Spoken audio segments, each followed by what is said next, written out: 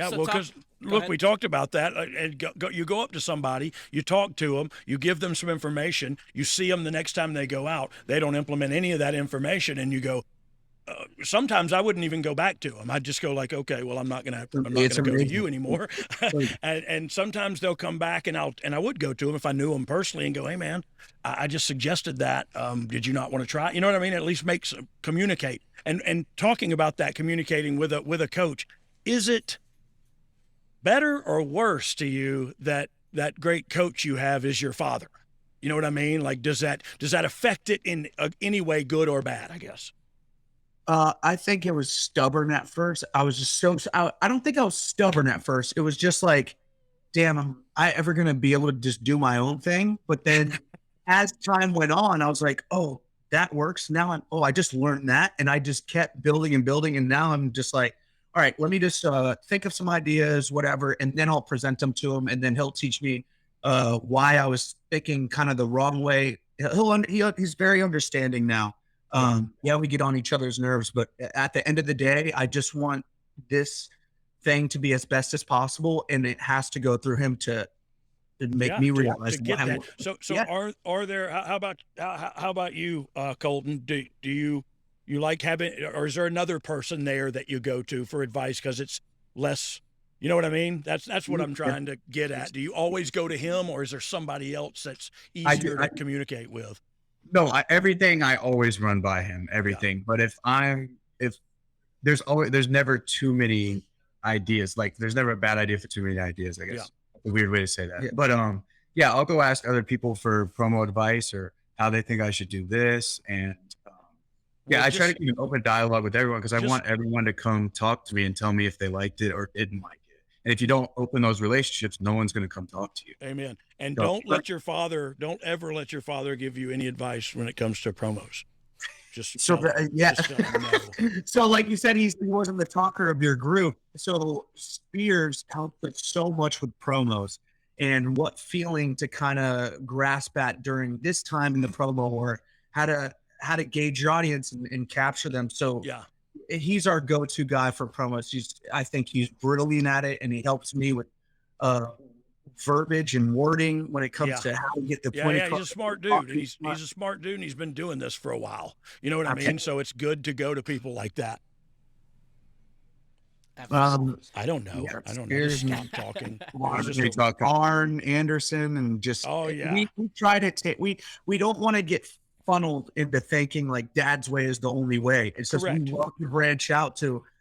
We have so many coaches that have been through so much, and it's just the avail's so tight. But I don't feel like that is the thing, though. They don't want to step on Dad's toes. Yeah. And they go, don't tell Dad this, but I think this trainer. We want all the information. Yes. From a different perspective. I think that's the only way to grow sometimes.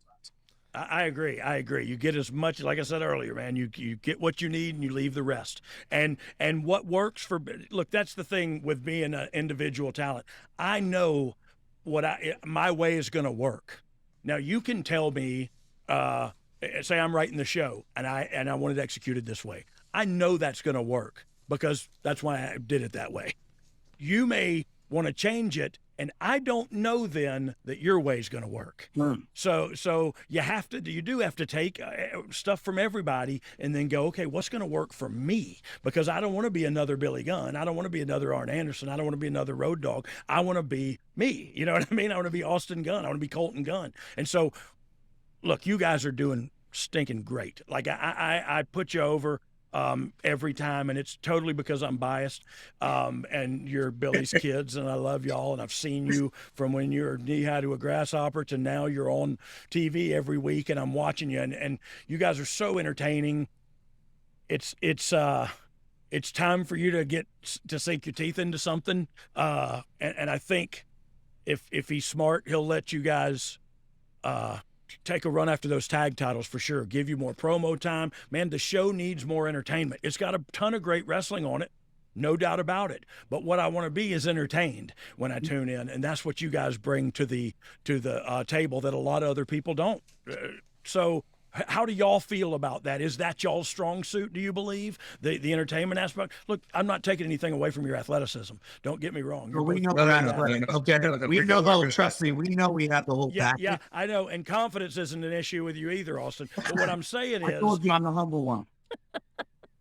yeah, you've been lying since you got on here. Yeah, but Um, I don't want people like you just said to get it confused that just because we're super entertaining and we can make you laugh that when we get in the ring we're not gonna Yeah, we're Yeah, yes, like 100%. Look, yeah. and I think that's what me and Billy did really well. Was we were entertaining, we were bumping. I'd bump and crawl over to him and hug his crotch, and they would come and run my head into his crotch, and I would sell my eye. Like we did all kind of funny things. But when the heat was on, we were all about business. That's when you We got were all about nasty. stomping a mud hole in you, and it's cheap and it's cheating and it's all of that. But you're 100% right, Colten. If you don't go and stomp holes in people and beat people up when it's time, the entertainment, there's a ceiling. And if you can do both, there's no ceiling. You can go to the moon. You can be a top guy. You can do whatever you want to. yeah. Um, I Go mean, I agree. It's just like I don't want to be a comedy act. I know I have an over. Look, I have just a crazy personality. I'm full of energy, and I can.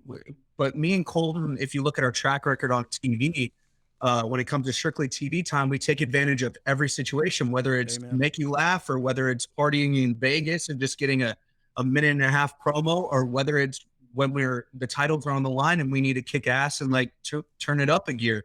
Like it's just like I think we're checking all the boxes, and now we're in tune with ourselves, and now we're getting into our characters, which is just ourselves in like real life. So we don't have to change anything. It's just amped up to 215%. But I mean, people are like, yeah, they're entertaining, but they're not ready for it. But our track record shows that we can hang with the best of them. We just fought FTR and went toe to toe with them, and it's just like. We almost on the tech. Please remember that those people that are saying, "Oh, they're entertaining, but they're not ready," has never laced up a boot, never took a bump. Oh, exactly. They watch on TV and think they know the deal. So let me tell you something, and this is just from me to you. You guys are hitting your stride. You guys are coming into your own. And you can be as entertaining as you want to be right now, because what that lets people know is, hey, these guys are entertaining.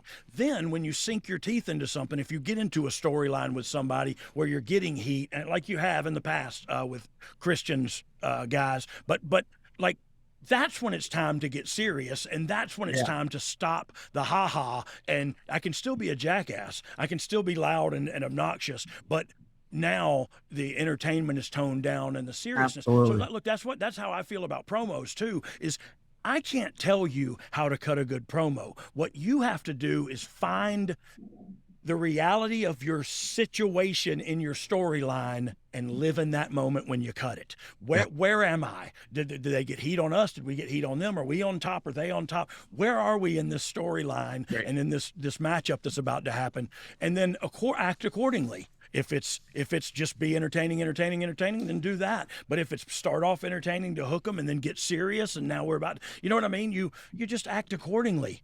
What is my character doing right now? And that's what my character wouldn't do that. Well, your character shouldn't have a job here, but give me somebody that knows what the flip they're doing. You know what I mean? Yeah, I Give me think somebody in here that just gets it.